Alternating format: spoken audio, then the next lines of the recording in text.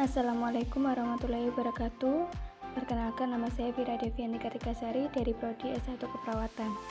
Di sini saya akan mempresentasikan tentang penyakit meningitis.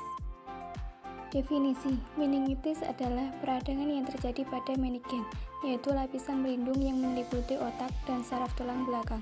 Meningitis terkadang sulit dikenali, karena penyakit ini memiliki gejala awal yang serupa dengan flu, seperti demam dan sakit kepala.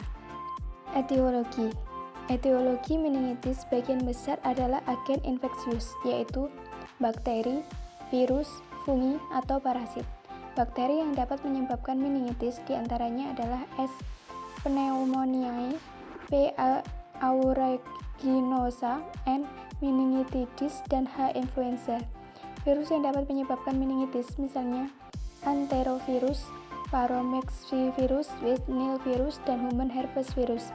HIV juga dapat menyebabkan aseptic meningitis. Fungi yang dapat menyebabkan meningitis adalah Streptococcus neoformans, Coccidioides immitis, dan Blastomyces dermatitidis. Parasit yang dapat menyebabkan meningitis adalah Acanthamoeba spp, Strepsionides teriolis, dan Taenia solium. Patofisiologi. Akibat dari penyebaran virus, bakteri, dan jamur tadi secara hematogen mengakibatkan trauma dan pembuluh darah meninggal hipotermi. Penyebaran PMN ke dalam ruang subarachnoid. Terjadilah eksudat. Eksudat yang terbentuk terdiri dari dua lapisan, yaitu luar polimorfonuklear dan fibrin, dalam ada makrofag. Manifestasi klinis. Gejala klinis yang timbul pada meningitis bakterial berupa sakit kepala, lemah, menggigil, demam, mual, muntah, nyeri punggung, kaku, kuduk, kejang, peka pada awal serangan, dan kesadaran menurun menjadi koma. Komplikasi yang mungkin akan muncul antara lain gangguan pada pendengaran, kerusakan pada otak, gagal ginjal, shock, masalah pada memori, dan masalah berjalan. Selain itu, resiko kejang dan kerusakan saraf permanen akan terjadi bila tidak melakukan pengobatan dengan cepat. Terapi.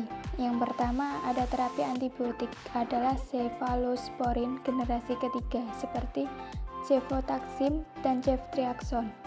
Yang kedua, benzopenicillin diberikan jika infeksi meningokokal.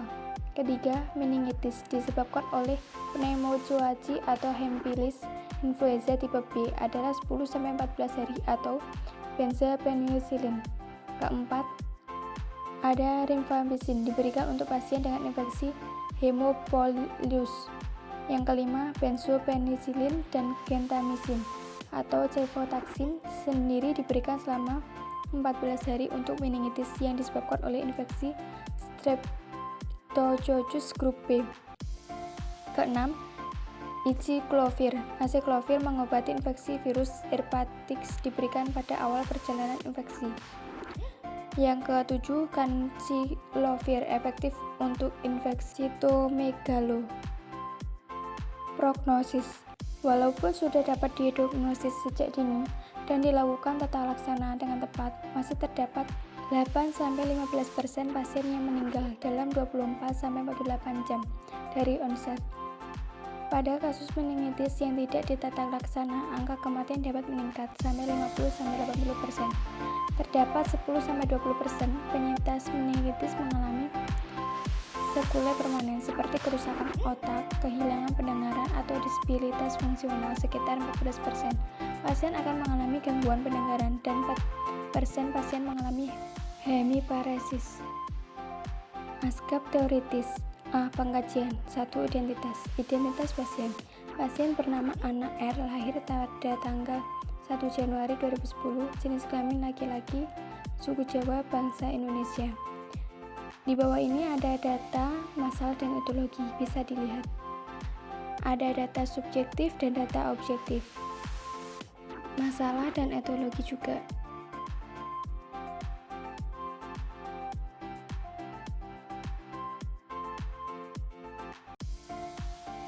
Dua, diagnosa keperawatan dan prioritas masalah. 1.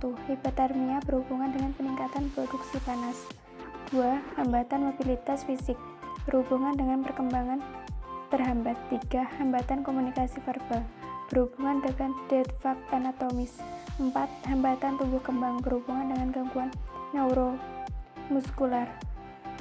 Selanjutnya yang ketiga ada intervensi keperawatan, meliputi tujuan dan kriteria hasil intervensi dan rasional.